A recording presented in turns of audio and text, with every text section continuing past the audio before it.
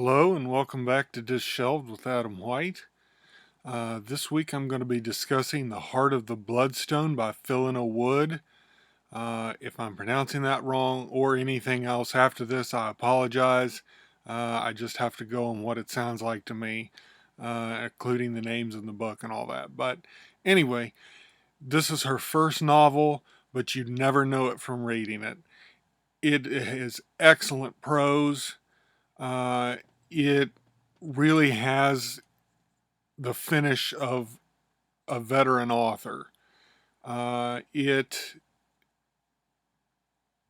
has a friendly prose that's like, I kind of likened it to reading the Harry Potter novels. Now, the story is nothing like Harry Potter, so don't think that.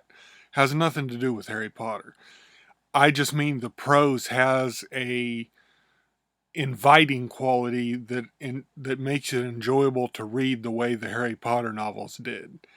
And it it really has that and makes it enjoyable to read right from the beginning.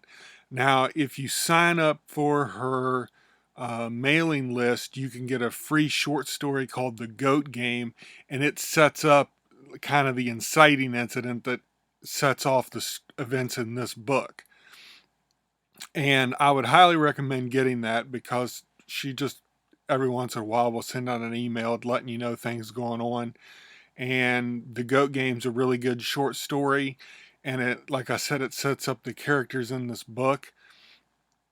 And it's really worth reading. You get it for free. So I'd highly recommend getting that and reading it. It introduces you to all the main characters and gives you a sense of kind of what life is like in the village. It's kind of like a little coming of age story. And the book takes place, I think, 6 years after that. I believe that's what it was. But it revolves around the three main characters, Avalon, Borin, and Lucia. Again, I hope I'm getting those right. Uh, they all have something that they want. Uh, Avalon wants, he's good with like knives and weapons and stuff. He wants to overtake the chief of their town because he's a bad chief and trying to keep this in frame here. Uh, and he is just a bad guy the way they've got him set up. And he keeps doing things that no one in the town likes.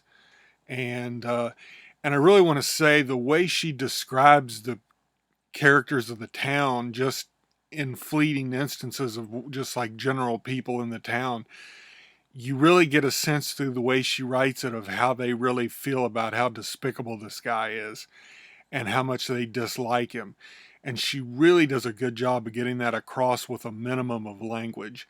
And I thought that was excellent. It was part of the excellent prose of this. So Avalon wants to free his town and make it free again for people to live the way they want to. Uh, Also, I want to say that everyone has like a birthstone, but it gives them magical powers. But the people in this town of Hydrus, where the three main characters start out at, uh, they have been denied their birthstones by the chief there, Basalt. He uh, doesn't want anyone to have the powers except himself.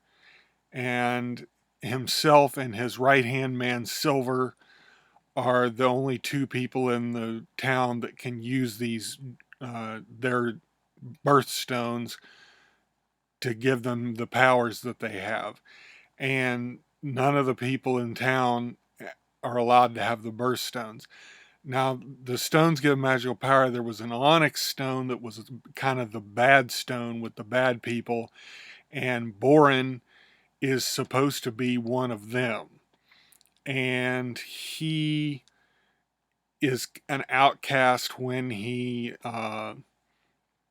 when he lived in the village, no one trusted him because they thought he was of the Onyx, but he wasn't really certain that he was Onyx or not. And uh, the events in the goat game lead to him being banished from the town. He comes back at the beginning of this novel looking for Lucia because he wants to be with her because they're in love. And even though he's been gone a long time, she's all he can think about, and that's what he comes back for. Lucia wants more than anything to have a family that loves her. She wants to be with Boren, but she also wants to find her family in another town that because she's never left her town, and her father is Silver, who's not a very nice guy, and he's really hard on her, and she wants to be free of him.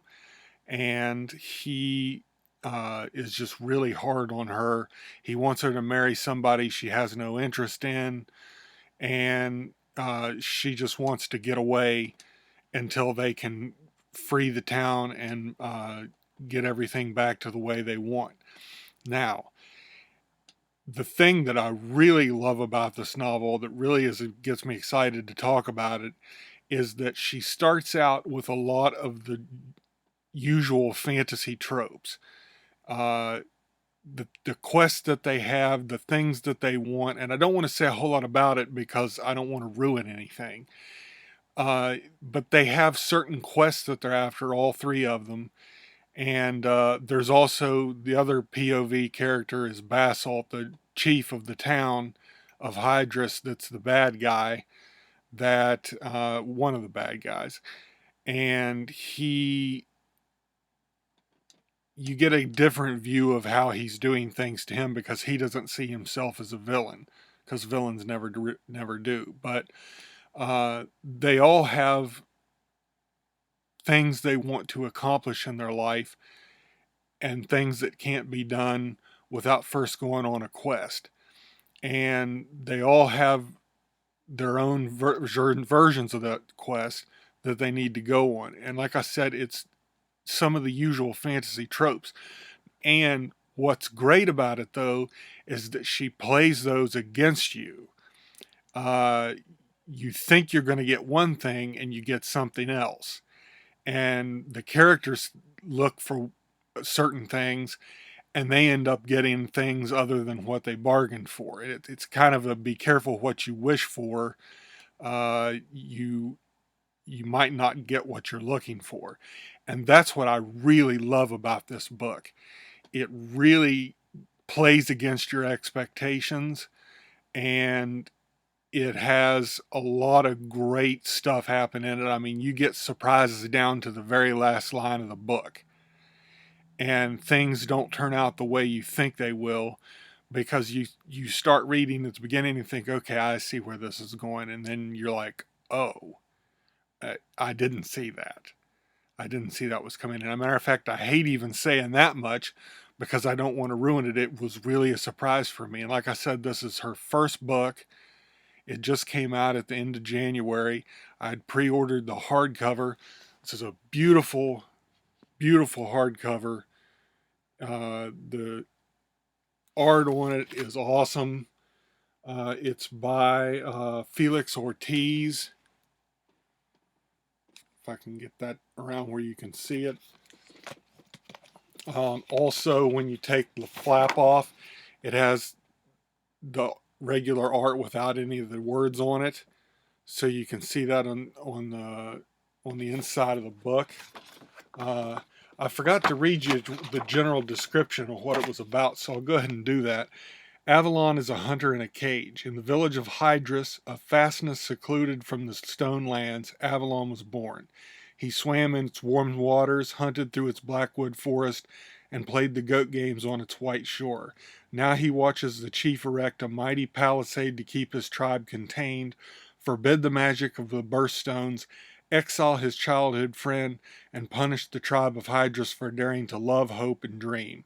As the chief's madness grows, so does Avalon's longing to lead the tribe to freedom. But Avalon's dagger is no match for the chief's powerful stone magic. Much as Avalon hates the stones for being the chief's weapon, he realizes there's only one path to freeing his tribe. find what was denied him, the missing piece of his whole, the heart of the Bloodstone. So that's the official version of what I was talking about, and I think I got it across pretty well, hopefully. But excellent, excellent novel. I can't recommend it highly enough.